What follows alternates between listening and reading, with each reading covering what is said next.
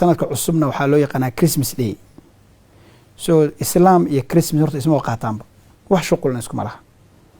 So dhaqan Soomaaliyeedna ma ahan, caado Islaamna ma ahan in loo dabaaldego Christmas Day. sidee bulshadu ku ilaalsan kartaa dhaqankeeda? dhalinyaradu ha baraarugaan, waxa bartaan, dadka dhaqanka yaqaan ha hadlaan, bulshada ha la hadlaan, wax u sheegaan, culimadu ha hadasho, waxaas ka hadasho oo dadka ha baraarujiyaan. hal la tusiyo waxyaalaha inaan lagu taageerin dadkaas Nasaarada iyo Christmaskooda inaan lagu taageerin. waxaanu ku eegi doonaa su'aalo ku saabsan in bulshada Soomaaliyeed culture ahaan inay u dabaaldegaan ama dabaaldeg ku muujiyaan sanadka cusub inuu curto.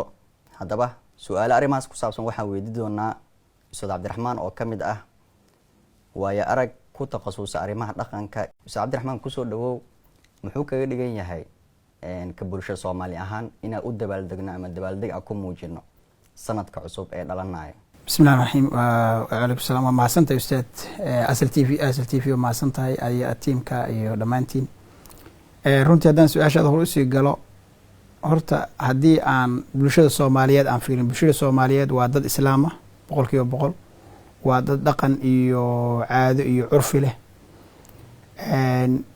maalin sanadka cusubna waxaa loo yaqaanaa Christmas Day. So Islam iyo Christmas horta isma qaataanba, wax shuqulna iskuma laha.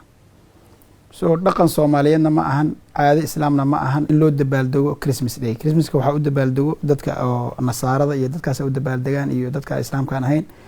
marka ka Soomaali ahaan wax dhaqan oo hadda aan u leenahay inaan u dabaaldegno ma jirto.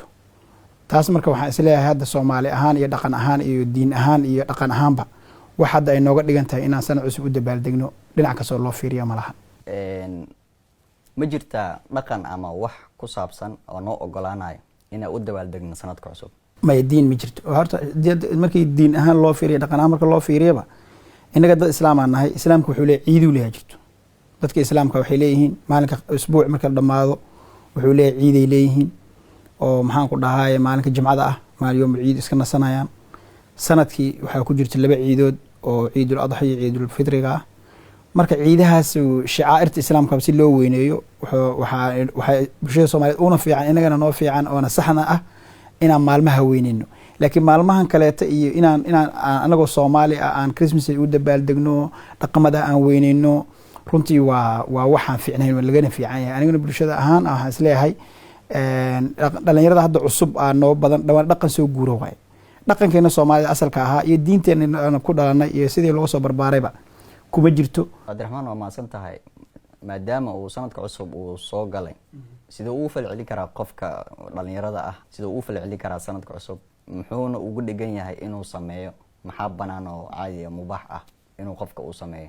maasha Allah, wuxuu qofku uga falcelin karaa, wuxuu dhihi karaa, wuxuu sameyn karaa wax loo yaqaano balaanis, qorshayaasha maxaa kamid ah inuu dhaho long term plan sameysana, short term plan sameysana, middle term balaanis. markuu qofku sameynayo ama work plan wax loo yaqaan ama development qofku u adeegsan karaa. runtii aad inuu fiican tahay qofku inuu dhaho sanadkan waxaan rabaa inaan achievementigaas gaaro, waxaan rabaa inaan dhaqaale intaas abuuro, waxaan rabaa waxbarashada inaan halkaas ka gaaro, waxaan rabaa inaan lacag intaas sameeyo, waxaan rabaa inaan guursado, waxaan rabaa inaan mustaqbal sameeyo. 12 biloodkaas waxaas qorshayaasha noocaas oo kaleeta ah aad u fiican tahay, qofku wax badan uga faa'iideysan karaa. sidee bulshadu ku ilaalsan kartaa dhaqankeeda? in kitaabka Quraanka iyo xadiiska iyo la barto, diinta in la barto, dhaqanka ilaalisa. maxaan ku dhahaay maxay diintu noo ogoshahay, maxay noo ogolayn, maxaan ku dhahaay maxaa caadi u leenahay oo fasaxan, maxaa caadi ahayn. marka u horeyso waxa waaye horta diintii aan ku soo laabano, sharciga Islaamka oo fahano, Ilaahay oo ka maqno. taas waxay noo ilaalinaysaa dhaqankeennii, waxay noo ilaalinaysaa caadadeennii, waxay noo ilaalinaysaa curfigeennii, noo ilaalinaysaa. marka taas asalka ah kitaab Quraanka iyo xadiiska ku dhaqana bis. Ustaad Cabdiraxmaan aad u maasanta ugu dambeyntii maxaa fariin ah u diri lahayd ugu dambeyn, maadaama sanadka cusub uu dhalanayo, dad waxaa jiraan oo ku baraarugsaneen wacyi ahaan oo iska sameynayo waxyaabo kala duwan oo dhaqankooda ahayn? mahadsantahay Ustaad, khayr Allah ku siiyo. Ilaahay Quraankiisa wuxuu leeyahay in tudic akthar min fil ardi yudilluka can sabilillah. Soomaalida waxay ku leeyihiin waaxid iyo wadar yaa waalan, dadkaas sameeyay iska samee kama naas la baas, waa dhibna haysta waaye. marka fariintan u farayo waxay tahay watacaawunu cala albirri wattaqwa. dadku waxaa fiican wanaaga in la isku saacido, biriga la isku kaalmaysto.